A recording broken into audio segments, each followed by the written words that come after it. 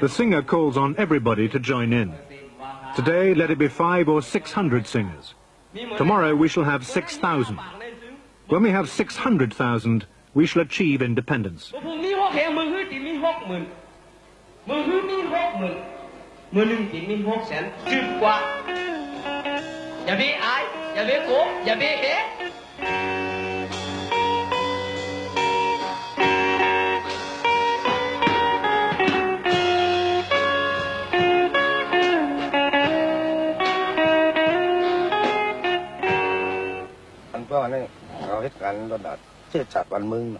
I am working for the benefit of the Shan people and the Shan state.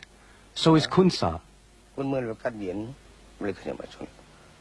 We have the same aims. I want my country to have peace and prosperity and to achieve independence for the Shan states. So all our objectives are the same as KHUN's. The alliance of these two figures with their long careers in the opium business now poses the biggest ever heroin threat to the West. But while the general is officially Thailand's most wanted man, Thunderclap actually lives there in some comfort and spends his holidays at Thai beach resorts.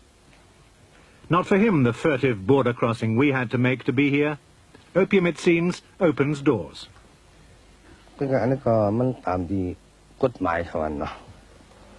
Well, the Thais have their laws, but there's not much restriction.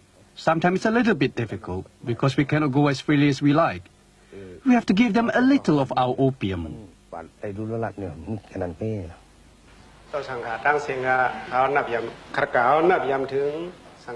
After the sugar, the pill.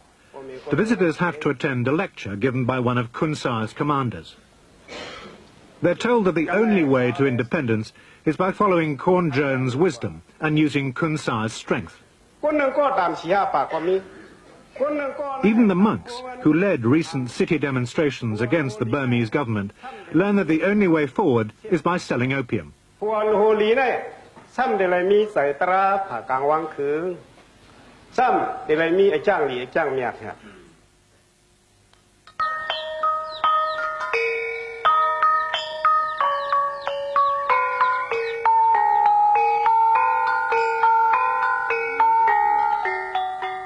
KHUN's guests come from villages like this, Nong Or, 5,000 feet up in a typical opium-growing valley.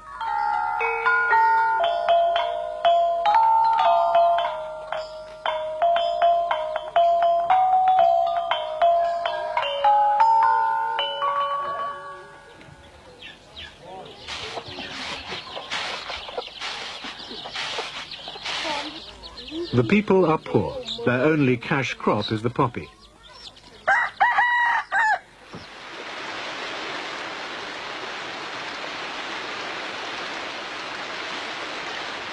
Nong Or is also the home of boy soldier Sai Shui, who is returning accompanied by his friend and neighbour IP.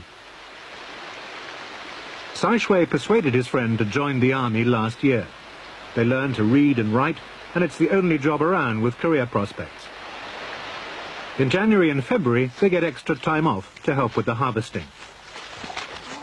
Here, opium touches most people's lives.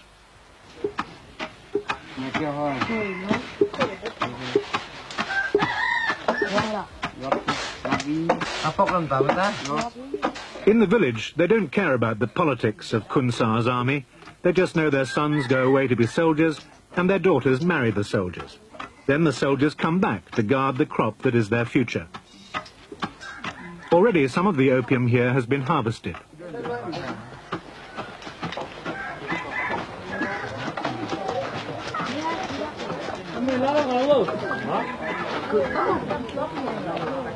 Sai Shui's father molds the opium resin and packs it together in weights of just over 1.5 kilograms. He expects a crop this year of 6.5 kilos. He'll probably get about $600, which will pay off his rice debts. These people share little of the wealth that narcotics bring. Half the opium goes to the United States. Once refined down to pure heroin and cut with other substances, This batch will fetch nearly $1 million on the streets of New York. After a 2-day walk, the boys arrive home. Their last village was burned by Burmese troops.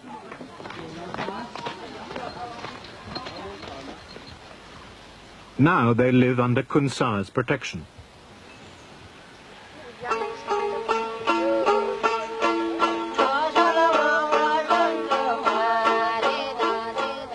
An opium poppy, once scraped for its juice, will give up its resin for only 3 days.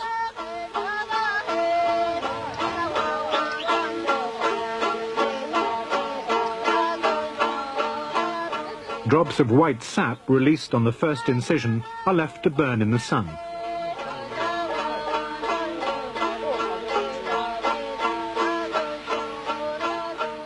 Few of these farmers have seen its lethal derivative, heroin. They know little of the rising crime rate or of the deaths the drug causes in the West. They just buy the seeds from KHUN Sa's traders.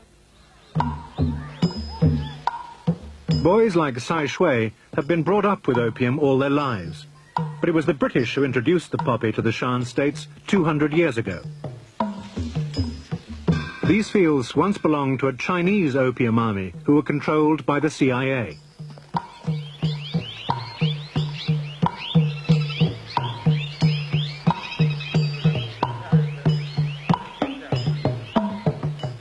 The seeds of the poppy are planted in the late summer, and the flowers bloom from January to March.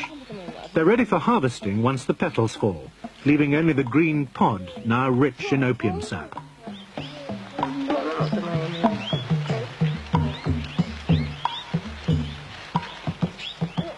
When the white sap has turned to a brown, sticky mass, it's ready for collection. This year, it's a record crop. But in any farming community, there's usually a pessimist. I don't grow rice because there are no paddy fields here. So I grow opium. But I never know how it will turn out. If it's a good year, I make a lot of money. If it's bad, then I lose.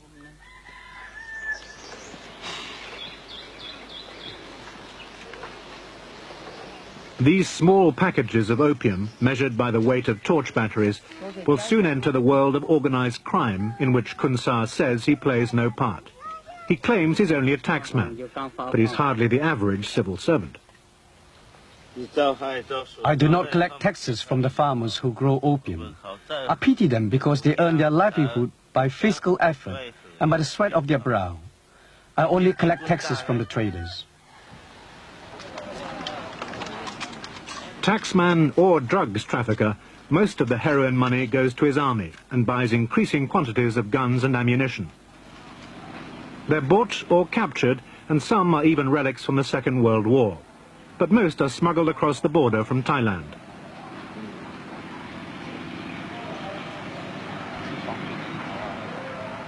The general is very proud of his arsenal.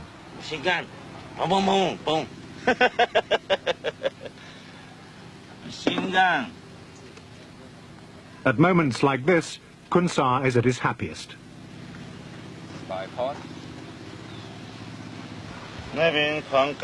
English. This is a British.